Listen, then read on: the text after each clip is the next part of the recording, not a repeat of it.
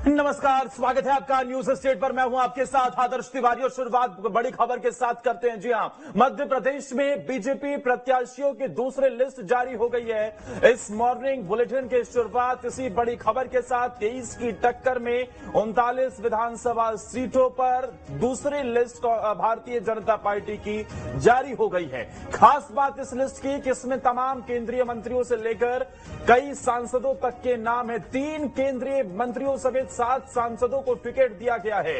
इसमें नरेंद्र सिंह तोमर से लेकर तमाम नेताओं के नाम हैं। फग्गन सिंह कुलस्ते, नरेंद्र सिंह तोमर को दिमनी से टिकट दिया गया है। प्रहलाद सिंह पटेल नरसिंहपुर विधानसभा से चुनाव लड़ेंगे। सांसद रीति पाठक को सीधी से टिकट दिया गया है। लेकिन एक बड़ा नाम कैलाश विजयवर्गीय को पार्टी के महासचिव, उन्हें इंदौर 1 से चुनावी मैदान में उतारा गया है। प्रहलाद सिंह पटेल नरसिंहपुर से विधानसभा चुनाव लड़ेंगे। उनके भाई जालम सिंह पटेल का टिकट कटा है। सांसद रीति पाठक को सीधी से टिकट दिया गया। सीधी पेशाब कांड से चर्चा में आए केदारनाथ शुक्ल का टिकट कटा है। लिस्ट में सिंधिया समर्थक 5 उम्मीदवारों के नाम शामिल हैं। मैहर से नारायण त्रिपाठी का टिकट कटा है। आपको बता दें कि नारायण त्रिपाठी लगातार बीजेपी के खिलाफ ही अपनी पार्टी में रहते हुए मुखर तेवर उनके देखने को मिल रहे थे और वो अपनी ही सरकार पर निशाना साध रहे थे। लेकिन इस लिस्ट में सबसे बड़ी बात, 3 केंद्रीय मंत्रियों के नाम, प्रहलाद सिंह पटेल, फग्गन सिंह कुलस्ते निवास विधानसभा चुनाव लड़ेंगे। तो दिमनी से केंद्रीय कृषि मंत्री नरेंद्र सिंह तोमर चुनावी मैदान में होंगे।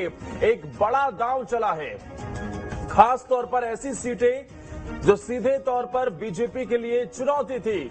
सांसद 17 के सांसद गणेश सिंह को भी चुनावी मैदान में उतारा गया है। जबलपुर के सांसद को भी, नर्मदापुरम सांसद उदय प्रताप सिंह, सतना सांसद गणेश सिंह को सतना विधानसभा से टिकट दिया गया है।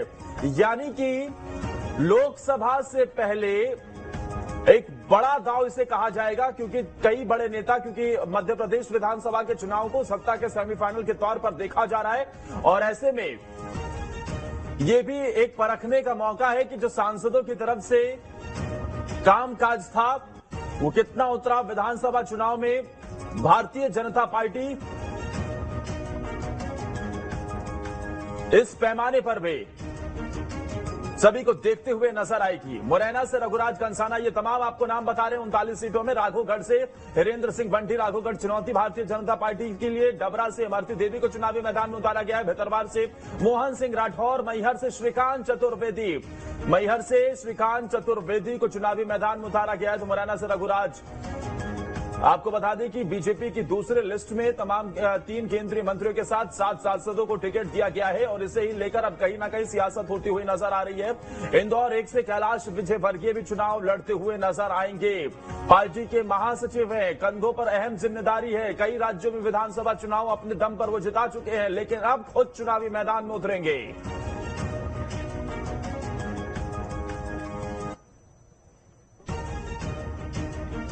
तो बीजेपी की दूसरी लिस्ट जारी हो जाने के बाद केंद्रीय मंत्री ज्योतिरादित्य सिंधिया ने ट्वीट कर सभी उम्मीदवारों को शुभकामनाएं दी हैं। आपको उनका वो ट्वीट दिखाते हैं जो ज्योतिरादित्य सिंधिया की तरफ से किया गया है।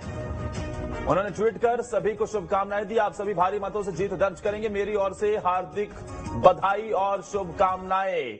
ये ट्वीट आपको दिखाते हैं। एक्स पर क्या लिखा गया। एमपी में होने वाले आगामी विधानसभा चुनाव के लिए भारतीय जनता पार्टी की केंद्रीय चुनाव समिति द्वारा घोषित किए गए सभी उम्मीदवारों को मेरी ओर से हार्दिक बधाई एवं शुभकामनाएं। मुझे पूरा विश्वास है कि आप सभी भारी मतों से विजयश्री हासिल करेंगे।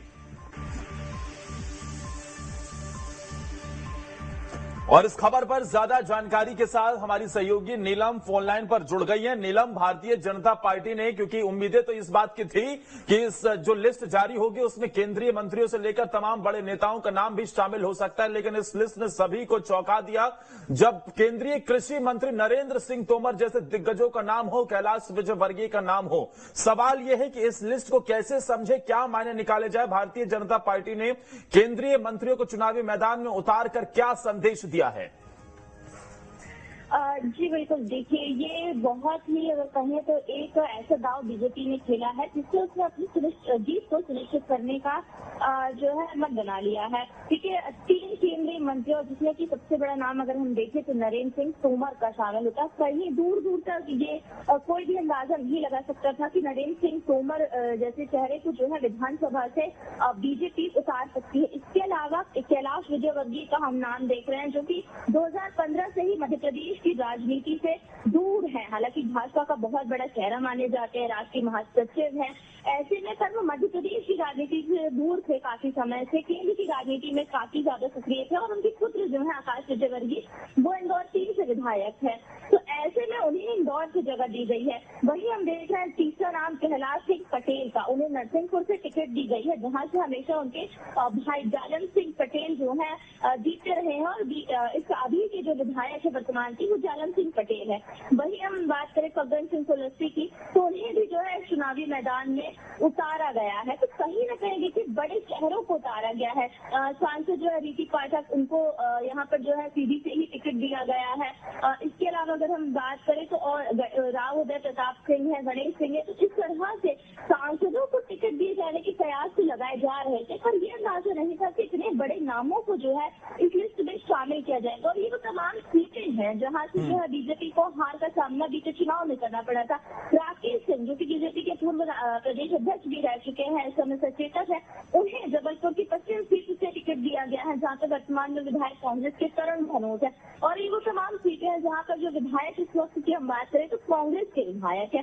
तो ऐसे में उन सीटों पर ज्यादा फोकस हमेशा से बीजेपी का रहा है इस चुनावी साल में, जहां से बीजेपी को हार का सामना करना पड़ा था कम अंतरों से या फिर जो कि कांग्रेस का गढ़ मानी जाती रही है। तो ऐसे में बड़े चेहरों को उतार कर देखने की कोशिश की जा रही है कि जीत का जो दाव है वो सुनिश्चित किया जा सके। वहीं हम देखें तो कई विधायकों की इस बार जो है टिकट भी काट दिए गए हैं। कुछ सीटों पर परिजनों को टिकट दे दी गई है, जैसे कि हमने बात की प्रहलाद सिंह पटेल की बात। दिल्ली जहाँ से नरेंद्र सिंह तोमर को उतारा गया है वो संसदीय सीट जो है मुरैना में आती है। तो इस तरह से पूरा ही जो सूची जारी हुई है वो एकदम बेहद सटीक रणनीति को दिखा रही है कि जीत को किसी भी तरह से सुनिश्चित करना है।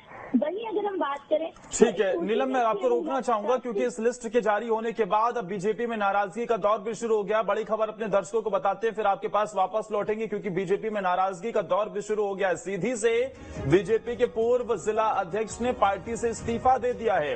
बीजेपी नेता राजेश मिश्र ने पार्टी से इस्तीफा दिया। सीधी से उम्मीदवार घोषित होने पर नाराज होकर इस्तीफा दिया है। सीधी से रीति पाठक को प्रत्याशी बनाया गया है। तो अब बीजेपी सांसद को चुनावी मैदान में उतारा गया नीलम, तो पार्टी में नाराजगी भी देखने को मिल रही है क्योंकि कई ऐसे नेता जो लगातार अपनी टिकट की दावेदारी सोच रहे थे उनके लिए भी एक बड़ा झटका होगा। सीधे तौर पर केंद्रीय मंत्री से लेकर सांसदों को चुनावी मैदान में उतार दिया गया। सीधी का हाल बताइए जरा। तौर पर देखिए कहीं ना कहीं नाराजगी तो उठानी पड़ेगी क्योंकि इन शहरों को हमेशा से माना जाता रहा है केंद्र के शहर। अगर हम रीति पाठक की ही बात करें तो वो पहली बार जो विधानसभा का चुनाव लड़ेगी। किसी को उम्मीद नहीं थी कि रीति पाठक को जो चुनावी विधानसभा के चुनावी मैदान में उतारा जाएगा। तो ऐसे में जाहिर तौर पर जो नाराजगी है वो अब खुलकर सामने आने लगी है। और देखिए बीजेपी ने शुरुआत से रणनीति अपनाई थी कि पहले वो लिस्ट इसी वजह से जारी कर रही कि अगर किसी सीट पर कहीं नाराजगी देखने को मिल रही है तो उस नाराजगी को दबाया जा सके, कम किया जा सके। और अब जब ये नाराजगी सामने आई है तो बीजेपी अब इसको कैसे लेती है ये जरूर देखने वाली बात होगी क्योंकि बहुत सी ऐसी सीटें हैं। अब देखिए जहाँ से प्रहलाद सिंह पटेल को टिकट दी गई है वो उनके भाई की सीट है जालन सिंह पटेल। इसी तरह अगर हम दूसरी सीटों पर भी बात करें तो परिजनों की वजह से टिकट कटी गई है।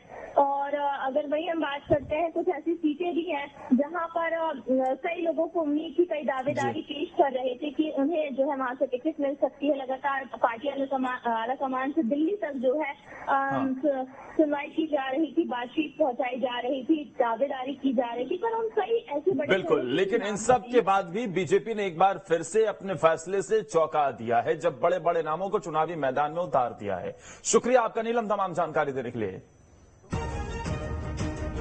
तो नरसिंहपुर से अब मैदान में केंद्रीय मंत्री प्रहलाद सिंह पटेल उम्मीदवार होंगे। टिकट मिलने के बाद प्रहलाद सिंह पटेल ने पार्टी आलाकमान को शुक्रिया और जीत का भरोसा दिलाया।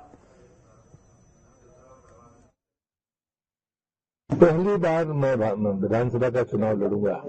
पार्टी के इस फैसले के लिए मैं पार्टी के प्रति अपना आभार व्यक्त करता हूं। दूसरी मेरे लिए खुशी की बात है कि मैं अपने जन्मभूमि में, कर्मभूमि में पहली बार चुनाव लड़ूंगा।